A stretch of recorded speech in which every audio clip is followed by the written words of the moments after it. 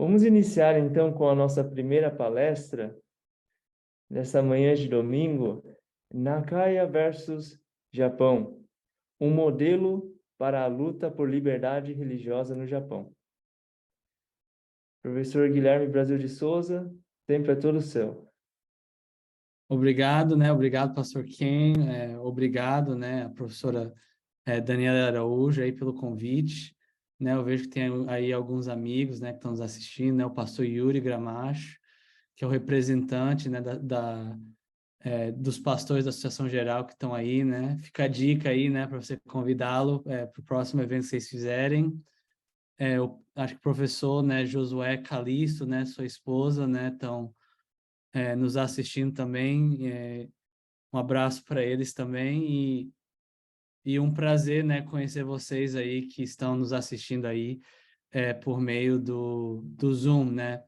Então, vamos falar sobre, né, o caso japonês Nakaya versus Japão. Eu escolhi esse caso por vários motivos, mas o meu objetivo, né, que eu gostaria seria poder, né, conscientizá-los, né, da importância desse caso, que pode também servir de inspiração para um pouco das lutas e dos desafios, né, que a professora Daniele vai falar um pouco mais, que vocês estão passando por hoje no Japão. Né? E a gente pode, desculpa aqui, vamos... então, assim, como é que esse caso de liberdade religiosa começou, né? Vamos primeiro partir para os atores principais. Nakaya Yasuko, ela era uma cristã protestante, era viúva de um senhor Nakaya Takafumi, que foi morto no acidente automobilístico em 1968, enquanto servia, né, nas forças de defesa japonesas.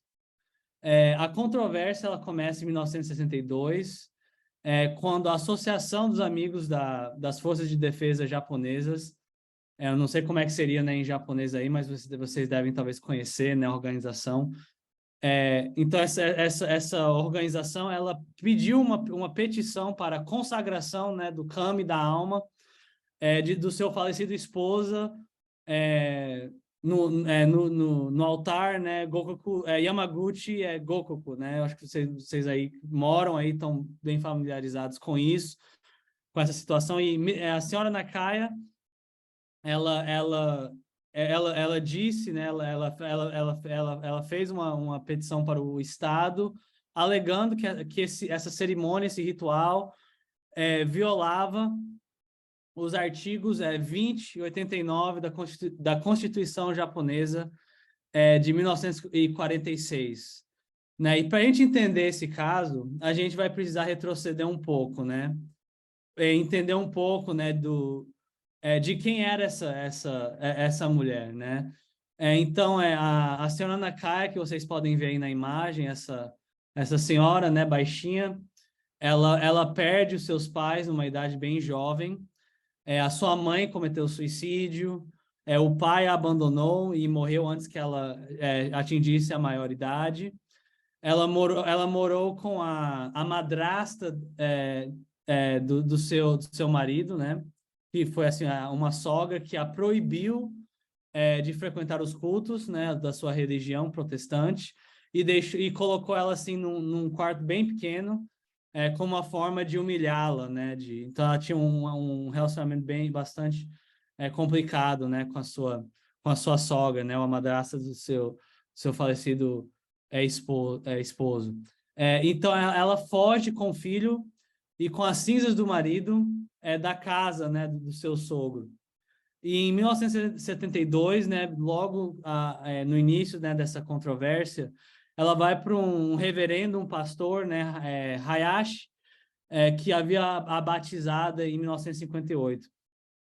E esse reverendo vai ajudar ela a conseguir um emprego e vai mobilizar, né, vai fazer as articulações políticas, a mobilização a nível popular para pleitear a causa dela, né?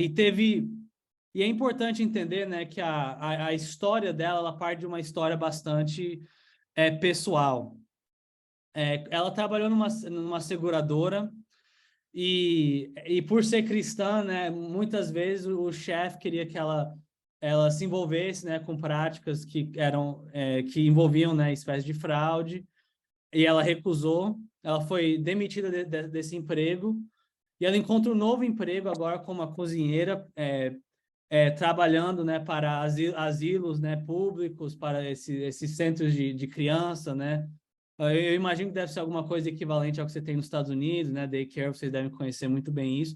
Então, ela está trabalhando para esses estabelecimentos públicos, né, do Estado, e ela vê, quando ela está no seu trabalho, agentes públicos, né, do Estado, forçando, né, esses idosos, essas pessoas a se ajoelharem, né, a praticarem atos que, ao seu ver, constituíam uma adoração forçada, né, a estátuas de Budas, né, e deuses, né, ou espíritos, né, kami, né, do shintoísmo. E isso vai solidificar a sua militância, né, digamos assim, a sua luta pela liberdade religiosa, e contra, né, esse ato, né, do Estado violar a sua consciência, tirando, né, e consagrando seu marido, né, nessa cerimônia religiosa. E para a gente entender um pouco desse drama, a gente precisa retroceder um pouco, justamente para o contexto, né, de como a gente chegou onde a gente chegou, né? Isso é importante até para o dilema em que vocês se encontram, né? E que a professora Daniela vai falar um pouco mais. O que mudou no Japão, né, após a Segunda Guerra Mundial? Bem, né, como muitos de vocês já devem saber, vai ter uma ocupação, né? E o Japão, né, vai ser forçado a adotar uma constituição liberal, semelhante à que nós temos, né, nos Estados Unidos, no Brasil, nas democracias liberais. Isso vai levar a uma explosão, né? No momento que você separa a religião do Estado, né? Que surpresa, né? Agora as pessoas podem escolher a sua religião e você vai ter uma explosão de movimentos religiosos, de igrejas, inclusive a Igreja Adventista, né? A Igreja Adventista vai se beneficiar com isso. Você tem estudos, né, da Associação Geral que mostram o crescimento, né, da Igreja após, né, essa separação de Igreja e Estado, né, e o clima político que se instaurou após isso. E você vai ter dois artigos, né, da Constituição japonesa que são importantíssimos, que é o artigo, quando a gente está falando de liberdade religiosa, que é o artigo 20 e o artigo 89. O que diz o artigo 20? Liberdade religiosa é garantida a quem? Alguns, somente a praticantes de budismo, somente praticantes de shintoísmo, quem? Todos, né? Todos, né? Independente, né, de cor, raça, credo, confissão religiosa. Nenhuma organização religiosa deverá receber qualquer privilégio do Estado, nem exercer qualquer autoridade política, né? Então, o que isso está dizendo? Quer dizer que a liberdade religiosa pertence a todos e você não pode, o Estado não pode apoiar uma religião em detrimento das demais. Ele não pode subvencionar, dar dinheiro, né, e apoiar um determinado credo. Artigo 89. Nenhum bem ou verba pública deverá ser despendido ou apropriado para o uso, benefício ou manutenção de qualquer instituição ou associação religiosa, ou qualquer instituição beneficente ou educacional que não esteja sob o controle da autoridade pública, né? Então, assim, a Constituição japonesa, a atual que vocês têm, foi escrita pelo general Douglas MacArthur, e ele praticamente copiou, né, as cláusulas de separação de igreja e Estado, né? O Estado e a igreja não podem ser unidos, e a cláusula de liberdade religiosa, que é que todo indivíduo, né, tem o direito, homem, mulher, gentil, né, judeu, preto, branco, tem o direito de exercer a sua liberdade religiosa e a sua identidade religiosa. Então, esses são os artigos que vão estar na confusão nesse caso e que também vão estar na confusão que vocês estão passando, né? E vai envolver isso também. Mas para a gente entender como a gente chegou em Nakaya, a gente precisa entender assim alguns casos de liberdade religiosa, de separação de igreja e Estado, que vão ser fundamentais para você entender o caso dessa mulher e a importância e relevância dela para o que nós estamos passando hoje aí, né, nesse próprio contexto. O primeiro caso é Kakunaga, né, versus Sekiguchi. Isso é um caso, né, de 1965, 77, foi decidido, mas controvérsia começa em 65, na cidade de Tsu, né, você tem um santuário lá, que vai patrocinar, né, uma purificação da terra para a construção de um ginásio, né?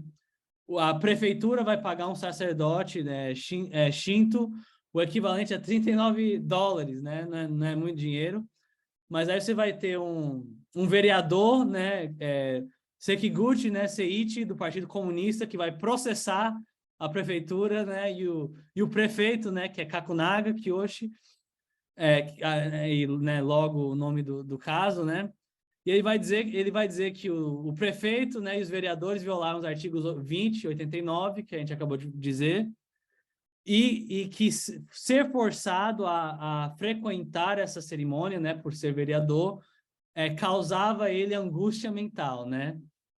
E isso aqui vai mostrar, assim, mais ou menos a atitude, né, que a corte japonesa tomou nesse caso, e nos demais casos, né, que você vai ver de liberdade religiosa. O juiz vai decidir em favor da prefeitura e vai dizer que angústia mental era problema, né, para o Sekiguchi resolver, né, consigo mesmo. E aqui vamos só olhar aqui a decisão. A opinião, né, a decisão vai dizer que, embora seja verdade que essa cerimônia tem uma origem religiosa, com o tempo se secularizou e ele perdeu o seu sentido religioso. Então, assim, isso é uma coisa comum que nós vamos ver, que é você defender uma prática religiosa com argumento secular, cultural, embora isso violasse, né, a liberdade religiosa. Mas você vai ter um juiz, que inclusive era o chefe da corte naquele ano. O nome dele é Fujibayashi Kizo, né? Ele viveu 99 anos, pelo que vocês estão vendo aí no slide. E ele vai fazer uma defesa muito importante, né, sobre os direitos dos indivíduos, que é algo que a professora Daniela vai falar um pouco mais, que é muito importante. Mas ele vai dizer o seguinte: a primeira emenda americana foi a maior influência nos artigos, né, de liberdade religiosa, separação de igreja e Estado, que nós acabamos de ver. Ele vai fazer um outro argumento. Ele vai dizer que a corte ignorou a existência de direitos além do Estado. Vai dizer que a verdade é sua própria prova, né? E o que determina o que é verdade, o que é religião, é a própria verdade, né? O Estado, né, o coletivo não pode dizer o que é verdade. A verdade é a verdade, ela precisa ser protegida. E a verdade religiosa, a liberdade religiosa, né? A liberdade de você educar o seu filho na religião que você quer, de você permitir que seu filho coma o alimento de acordo com a prática religiosa. Isso não é algo que pode ser determinado pela maioria, né? Mas, em conclusão, ele vai dizer, a verdade religiosa é algo que pode e deve ser sustentada sem o apoio do Estado, né? Então, não é algo que pode ser subjugado à cultura, às massas, mas é algo que precisa ser protegido, inclusive, né, a individualidade de um pai, né, de poder educar o seu próprio filho de acordo com o seu preceito, com a sua religião. Agora, assim, quem era esse juiz, né? Fujibayashi Kizo, né? Quem era ele? Bem, ele nasceu em Kyoto, né, Japão, em 1907. Ele era o quê? Ele era membro de quê? Do movimento independente, né, de igrejas, né? Essa foi uma igreja fundada em 1901 pelo samurai, né, Uchimura Kanzo, que talvez alguns de vocês já conheçam, né? Ele falou, esse indivíduo, né, que fundou a igreja, desse juiz, ele disse, né, que o cristianismo não é uma religião, mas revelação de Deus. Eu amo os dois J's, né, Jesus e Japão. E era uma igreja protestante organizada de maneira sem uma hierarquia assim estrita, né, que nem nós temos no sistema episcopal, acreditava na segunda vinda de Cristo, abstenção de álcool, né, bem parecido com o adventismo, né? Foram perseguidos, né, por causa de sua oposição, né, ao imperialismo japonês. E Kizo Fujibayashi é uma minoria religiosa, né, no Japão. Ele é o sétimo presidente da corte japonesa, da da Suprema Corte, né, japonesa, o equivalente do STF, né, no Japão, e o primeiro advogado, né, a se tornar presidente da corte japonesa. Eu coloquei esse caso para você entender que existem duas concepções de liberdade religiosa, né? Você tem uma concepção que é a maioria, né? Que você tem que se submeter aos desejos de uma certa maioria, você tem que violar a sua consciência, mas você tem uma outra concepção, que é a que nós acreditamos, de que você é um indivíduo criado à imagem e semelhança de Deus e você tem direitos. E esses direitos precisam ser respeitados. E aí vamos para o segundo caso que vai influenciar a decisão, que é uma controvérsia no Minu, né, um outro, né, santuário, né, um caso, né, você vai ter uma controvérsia quando o governo novamente ele vai financiar a reconstrução e celebração de um memorial de guerra. Você vai ter o casal, né, Kamisaka Satoshi e Kamasaka Haiko, né, eles vão processar o Estado, perdoe aí, né, a pronúncia, mas vão processar o Estado alegando que os oficiais do Estado violaram separação de igreja e Estado por causa que esse memorial de guerra foi colocado, construído para a adoração, né, dos kami, né, dos soldados que morreram pelo imperador, que era tratado, né, considerado como um deus, né, que é uma violação da Constituição de 46, né, e do próprio tratado, né, do fim da Segunda Guerra.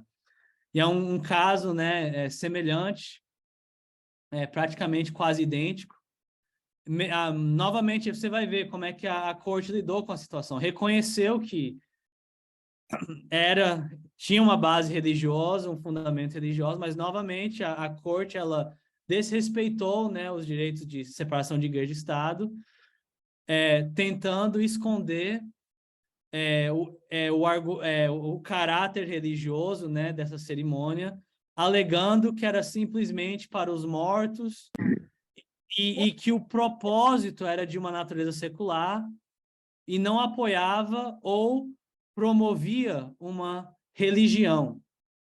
E agora, por que a gente está interessante? O que é interessante desse caso? Que precedente vocês acham que eles usaram para justificar essa prática religiosa, sendo que você havia separação de igreja e Estado? Nada mais, nada menos do que uma lei dominical dos Estados Unidos, né? Então, o argumento que eles falaram foi, eles se basearam nesse caso de lei dominical, em que esse juiz do norte-americano, né, dos Estados Unidos, fez o mesmo argumento que a corte japonesa fez, que embora, né, o domingo fosse um dia de guarda, né, por vários cristãos e fosse considerado como um dia sagrado, ele tinha perdido o seu significado religioso. E a gente sabe, né, que isso é uma ladainha, que isso não é verdade, mas foi o argumento que a corte dos Estados Unidos fez. Esse argumento foi seguido num outro caso, né, lidando com o trânsito, e até 1961, nesse caso de McGowan contra Maryland, Brownfield versus Brown, que inclusive foi um caso que proibiu um judeu de vender, abrir sua loja no domingo. Então, esse judeu era um vendedor de carnes, e ele foi forçado, né, a manter, por ser judeu, né, ele não guardava o sábado, ele guardava o sábado, né, o nosso sábado, o 7º dia, mas aí ele tinha que respeitar a lei dominical e manter a carne dele sem refrigeramento por 2 dias, né? Então, o Estado americano, norte-americano, dos Estados Unidos, né, forçou esse indivíduo a sacrificar o seu negócio por causa de uma lei religiosa. E a corte japonesa vai usar esses mesmos argumentos, né? Ela vai usar o propósito secular para justificar essa lei religiosa e vai usar um argumento estadista, anti-liberal, anti-liberdades individuais, anti-liberdade religiosa, para coibir, para promover uma determinada religião, apesar, né, das objeções religiosas desse casal. E todos esses casos vão ser levados perante a corte quando a gente chega em Nakaya versus Japão, né, em 1988, que é quando essa decisão foi liberada. Qual foi o argumento, né, da equipe, né, de defesa da senhora Nakaya? Bem, a colaboração entre as forças, né, de defesa e o santuário, né, Gokoku, em consagrar, né, o senhor, né, Nakaya Takafumi, constituía um ato religioso e, portanto, violava, né, o artigo, tanto o artigo 20, né, e 89 de separação de igreja e Estado. Dois, essa consagração, ela violava o interesse legal da senhora Nakaya em ter uma atmosfera de paz religiosa e o seu direito, a sua liberdade, né, religiosa como pessoa, que era um outro direito, né, que sabemos que é garantido pela Constituição japonesa.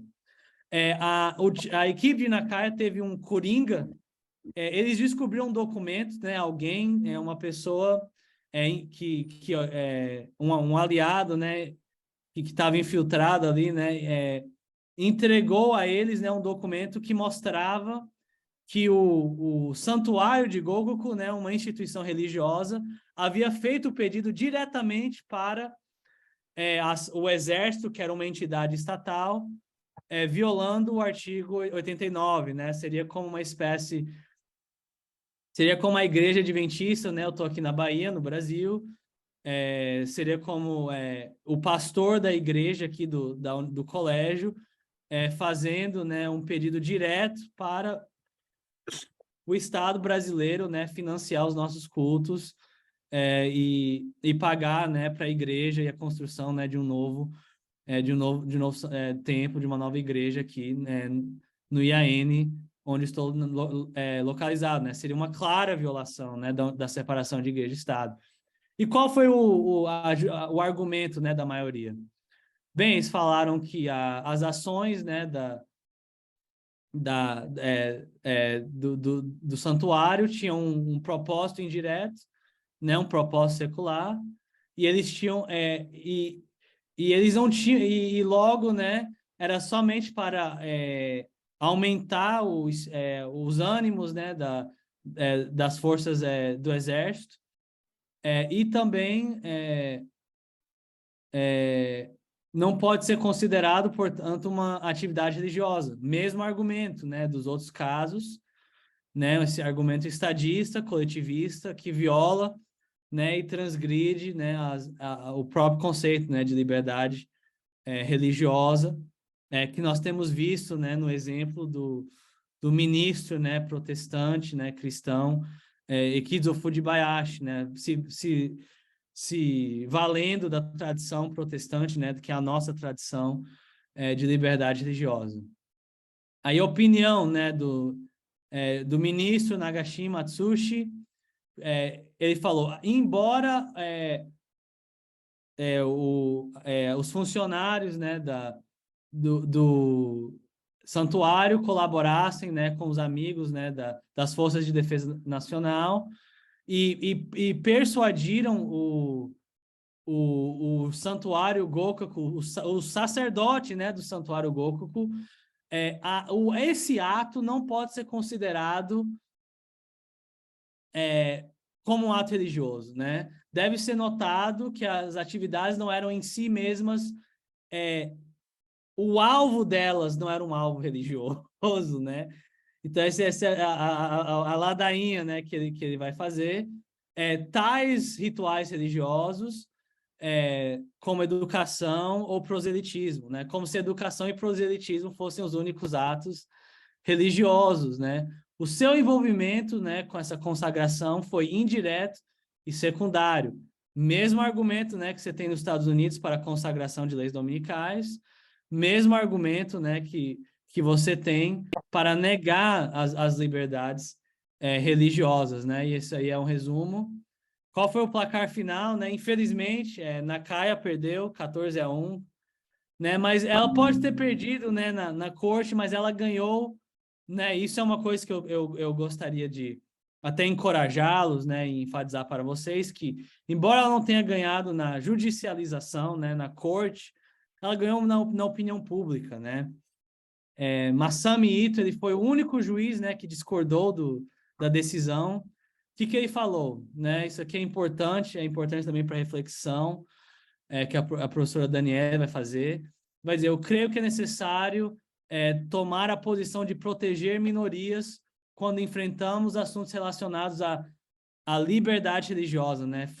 Aqui está freedoms, né? Liberdade do espírito, que é o termo em japonês, mas é o equivalente ao que a gente chamaria, né, de liberdade religiosa. E que tal opinião é valiosa para a revisão judicial, né? É por isso que até mesmo em democracias governadas pela maioria, né, até mesmo no Japão, né, numa cultura, né, que o Ken, né, e a professora Daniela me falaram, né, uma cultura, né, em que o consenso é uma coisa valorizada, mesmo nessas culturas de maioria. Proteção é requerida para os interesses de direitos fundamentais que não podem ser retirados pela vontade da maioria.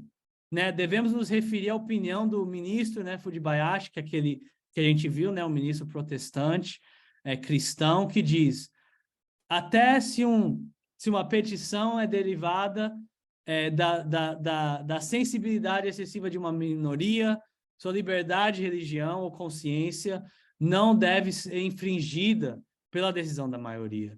Né? E a gente vê a diferença, né?